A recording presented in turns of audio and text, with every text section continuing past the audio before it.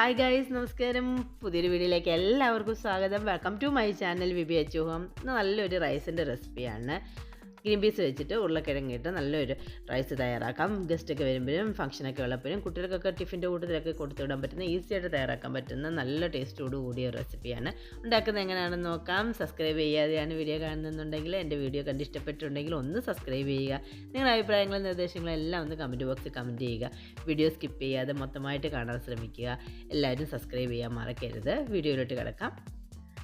Green peas aloo pulao തയ്യാറാക്കാനായിട്ട് ഒരു pan എടുത്തിട്ടുണ്ട്. നല്ല ചൂടുകട്ടിയുള്ള അവസ്ഥയിലുള്ള അടുക്കി പിടിക്കാത്ത പാത്രം എടുക്കണം. 3 ടേബിൾ സ്പൂൺ ഓയിൽ ഒഴിച്ച് കൊടുത്തിട്ടുണ്ട്. നെയ്യോ ബട്ടറോ വേണമെങ്കിൽ ഉപയോഗിക്കാവുന്നതാണ്. ഓയിൽ ചൂടായി കഴിയുമ്പോൾ ഒരു 15 കാഷ്യൂനട്ട് ഇട്ട് ഇതേ പരുവത്തിൽ ഒരു ഗോൾഡൻ കളറാവുന്ന വരെ വഴറ്റിയെടുക്കുക. ശേഷം സ്പൈസസ് ചേർത്ത് കൊടുക്കാം. 1 ടീസ്പൂൺ ജീരകം, ഒരു 3 ഏലക്ക, ഏലക്കയുടെ തൊലി ഒന്ന് പൊളിച്ചിട്ട് കൊടുക്കുക. ഒരു 5 ഗ്രാമ്പു, ഒരു 5 കറുവപ്പട്ട, 1/2 ടീസ്പൂൺ കുരുമുളക്, ഒരു സ്റ്റാർ ഫ്ലവറൂടെ ചേർത്ത് കൊടുക്കുന്നുണ്ട്. ഇതിലേക്ക് ഒരു ബേ ലീഫ് ചേർത്ത് കൊടുക്കുക. ചെറിയ ബേ ലീഫ് ആയതുകൊണ്ടാണ് 2 ചേർത്ത് കൊടുത്തിട്ടുള്ളത്. 2 വറ്റൽമുളകും കൂടി ചേർത്ത് കൊടുത്ത് ഒരു 10 സെക്കൻഡോളം തീ ഒരു ലോ ഫ്ലെയിമിൽ വെച്ചിട്ട് ഒന്ന് മൂപ്പിച്ചെടുക്കുക. ഒരു സവാള സ്ലൈസായിട്ട് അരിഞ്ഞതും 2 പച്ചമുളകും കൂടി ചേർത്ത് കൊടുക്കുക. പച്ചമുളകിൻ്റെ എരിവിനനുസരിച്ച് വേണം ചേർത്ത് കൊടുക്കാൻ. സവാള ഒന്ന് ചെറുതായിട്ടൊന്ന് നിറം മാറുന്നിടം വരെ തീ ഒരു മീഡിയം ഫ്ലെയിമിൽ വെച്ചിട്ട് വഴറ്റിയെടുക്കുക. ശേഷം ഇതിലേക്ക് 1 ടേബിൾ സ്പൂൺ ഇഞ്ചി വെളുത്തുള്ളിയുടെ പേസ്റ്റൂടെ ചേർത്ത് കൊടുത്ത് വെളുത്തുള്ളി ഇഞ്ചിയുടെയൊക്കെ പച്ച ടേസ്റ്റൊക്കെ മാറുന്നിടം വരെ ഒന്ന് വഴറ്റിയെടുത്താൽ മതിയാവും. സവാള ഒത്തിരി ഒന്നും ഗോൾഡൻ കളറാക്കി വഴറ്റിയെടുക്കേണ്ട, ഒന്ന് ചെറുതായിട്ടൊന്ന് വേവിച്ചെടുത്താൽ മതി. ഇതിലേക്ക് പിന്നെ ചേർത്ത് കൊടുക്കുന്നത് ഫ്രഷ് ഗ്രീൻ പീസാണ്. 1 കപ്പ് ഗ്രീൻ പീസ് എടുത്തിട്ടുണ്ട്, അത് ചേർത്ത് കൊടുക്കുക.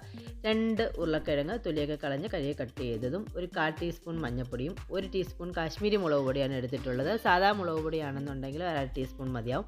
ഗരം മസാല ഒരു 1/2 ടീസ്പൂണോടെ ചേർത്ത് കൊടുത്ത് പൊടികളുടെ ആ പച്ച ടേസ്റ്റൊക്കെ ഒന്ന് മാറി കിട്ടുന്നിടം വരെ തീ ഒരു മീഡിയം ഫ്ലെയിമിൽ വെച്ചിട്ട് ഒന്ന് മിക്സ് ചെയ്ത് വഴറ്റിയെടുക്കുക. നല്ലപോലെ മിക്സ് ചെയ്തെടുക്കണം. ശേഷം നമുക്ക് ടേസ്റ്റിന് ആവശ്യമായിട്ട് 1 ടീസ്പൂൺ ഉപ്പും ഒരു 1/2 കപ്പ് വെള്ളം കൂടി ഒഴിച്ച് കൊടുത്ത് ഒന്ന് മിക്സ് ചെയ്ത് ഒരു അടപ്പ് വെച്ച് അടച്ച് ഇതൊന്ന് വേവിക്കാനായിട്ട് വെക്കാം. വെള്ളം പറ്റി കിട്ടുന്നിടം വരെ തീ ഒരു മീഡിയം ലോ ഫ്ലെയിമിൽ വെച്ചിട്ട് ഇതൊന്ന് വേവിച്ചെടുക്കുക. ഉരുളക്കിഴങ്ങ് ജസ്റ്റ് ചെറുതായിട്ടൊന്ന് വാടിക്കിട്ടും. ഒരു അടപ്പ് വെച്ച് അടച്ച് വേവിക്കാനായിട്ട് വെക്കാം. ഇടയ്ക്ക് 1-2 പ്രാവശ്യം ഒന്ന് ഇളക്കി കൊടുക്കുക. വെള്ളമൊക്കെ പറ്റി ഉരുളക്കിഴങ്ങ് ചെറുതായിട്ടൊന്ന് വെന്ത് കിട്ടിയിട്ടുണ്ട്. എന്നാൽ ഇപ്പം നിങ്ങൾക്ക് കാണാൻ പറ്റും ഒട്ടും വെള്ളമില്ല. ഈ ഒരു പരുവത്തിലായതിനു ശേഷം നമുക്ക് റൈസ് ചേർത്ത് കൊടുക്കാം. 1 കപ്പ് ബസ്മതി റൈസാണ് കഴുകി എടുത്തിട്ടുള്ളത്.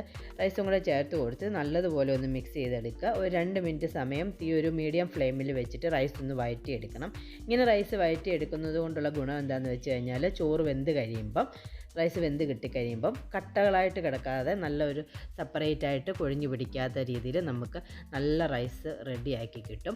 ഇതിലേക്ക് 2 കപ്പ് വെള്ളം ഒഴിച്ചു കൊടുക്കുന്നുണ്ട്. റൈസ് അളന്നെടുത്ത് അതേ കപ്പിന് തന്നെ വേണം വെള്ളവും അളന്നെടുക്കാൻ.